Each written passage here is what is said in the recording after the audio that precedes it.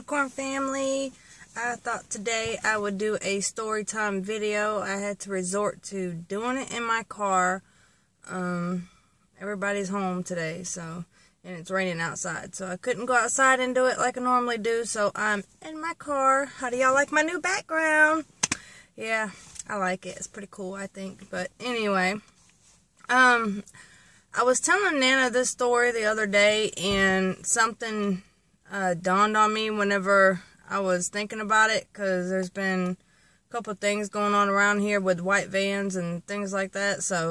And a friend of mine a while back ago, April, she would sing this song saying, "Never trust a man in a big white van." Y'all probably heard it. It was my first time. But going on with the story, I was going to tell y'all the story of the time when I was living in Fort Wayne, Indiana, and I got kidnapped. And this is a true story, and sorry if I kind of seem kind of awkward, but it's not a story I really tell that often. But, yeah, I was kidnapped. I think it was on a Sunday, probably, and there was no buses running, because we got city buses up there. And it was my day off, and normally on my days off, I would go wash clothes or catch the city bus and go riding around the city or just do whatever it is I had to do at the time. Well, like I said, it was on a Sunday or some day where the buses didn't run. And I was wanting to go somewhere. I don't know where I was wanting to go, but I had a guy stop and offer me a ride. And I had met the guy before, and we had hung out, and he seemed like a pretty cool guy and all. And so I was like, yeah, sure, you're going to give me a ride. It's snowing, it's freezing outside, So I was like, okay, I'll take a ride. And something was telling me, don't get in.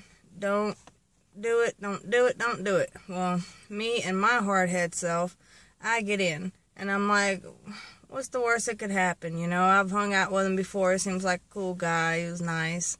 So what could happen, So I get in, and he starts driving. And where I lived on the south side of town at the time.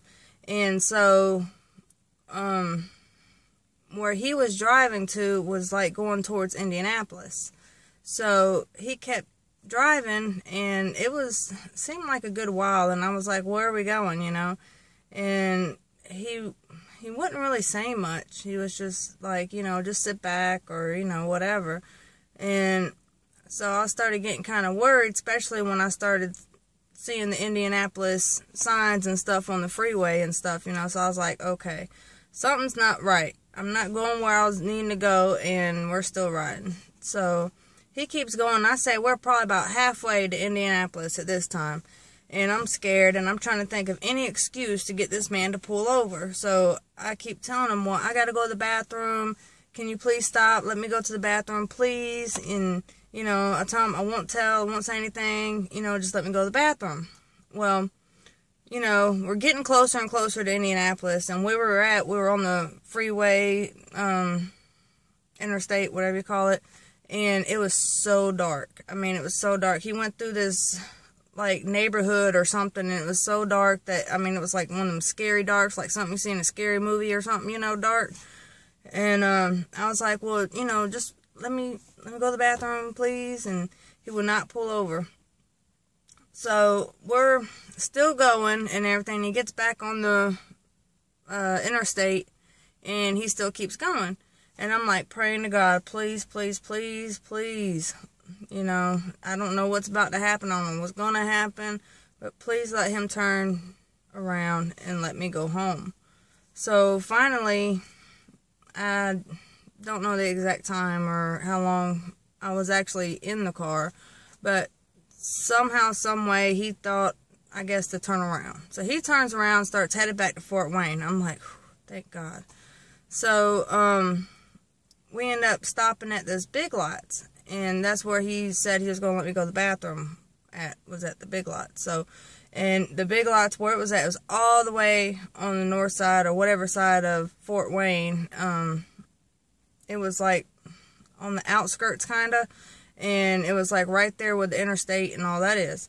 So he stops, and I run in, and I tell whatever cashier standing there that, look, this guy just tried to kidnap me. You know, I'm going to the bathroom. Let me know when he leaves, if he leaves, or, you know, or if he comes in here after me, because I was scared to death. And so I run back there to the bathroom, and I just sat in there and just waited. And I guess the guy got spooked or got scared or something, so he took off. And so then the lady came back there and told me, you know, he just left, and you want us to call the cops. And I don't think I ever did call the cops or anything. But I ended up calling a cab. And like I said, it was too far for me to walk because where I was at and where I lived at. And so I call a cab, and I'm telling the cab lady the story on the way as she's taking me home, and she didn't charge me any cab fare. And I was like, that is so nice of you. I think I probably gave her some money anyway, because just for being so nice. And so I made it home safely, and nothing too bad happened to me and everything, so I was thankful for that. And I guess the part of the story where the whole, you know, don't trust a man in a big white van comes in is that when I was telling, or before I was telling Nana the story, I was like, you know what, the time I was kidnapped, you know what he was driving? And she looked and she says, what, a big white van? I said, yep, that's what he was driving. He was actually driving a big white van. I think he was like some kind of painter or somebody that went around painting houses and stuff like that, construction maybe. And that's what he drove, was a big white van. So that is a true story, and I guess lesson learned that you don't trust a man in a big white van. So, well, I hope y'all enjoyed my story, and I hope that nothing like this has ever happened to any of y'all out there. Like I said, I was very fortunate to get out of the situation, and a situation that I probably could have avoided by just not getting in.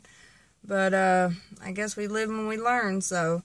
But I hope y'all have a great day, and thank you for watching. Let me know of any other kind of maybe crazy stories you might want to hear. If I have it, I'll tell it. Or if you got a crazy story, or if you can relate, or anything crazy ever happened to you like this, let me know down in the comments below. Give it a thumbs up, and I will see y'all later. Bye.